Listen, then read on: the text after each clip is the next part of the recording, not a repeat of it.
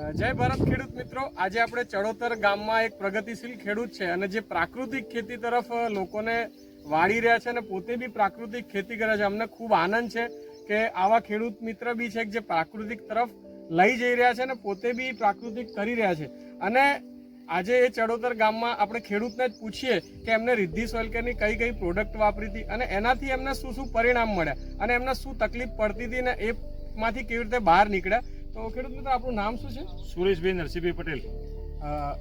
આપે કયા કયા પાક કર્યા અને કેટલા વર્ષથી પ્રાકૃતિક ખેતી કરો છો? હું છેલ્લા 3 વર્ષથી પ્રાકૃતિક ખેતી કરું છું, પણ મારે મેઇન પ્રોબ્લેમ હતો નિમાટોડ્સનો. એટલે હજુ તો ફ્રૂટ બેસવાનું ના ચાલુ થયું અને નિમાટોડ આવી જતો એટલે ડૂકા પીળા પડીને બધા જતા રહેતા.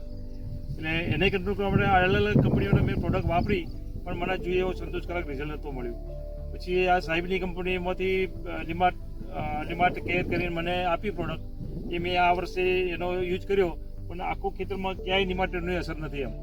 એમ મને 100% એનું રિઝલ્ટ લાગ્યું છે કે ખરેખર પ્રોડક્ટ સારી છે. એમ એટલે નેમાટોડની કારણે તમારા ખેતરમાં શું થતું હતું? નિમાટોડના કારણે કે સાહેબ કે હજુ ફ્રૂટ બેસવાના ચાલુ ના થયા હોય અને એના પર પીળાશ પડી અને એનો ગ્રોથ અટકી જતો હતો.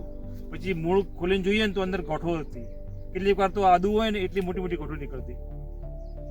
ટૂંકમાં આ પ્રોડક્ટ આપ્યા પછી તમને આ ખેતરમાં આ સાલ કોઈ એક પણ ડોકો એવો નથી કે મને નિમાટોડની અસર થઈ હોય. એમ એટલે તમે નેમાકેરના રિઝલ્ટથી સંતુષ્ટ? 100%. તો તમે બીજા ખેડૂતોને ભલામણ કરશો? હા 100% વપરાય.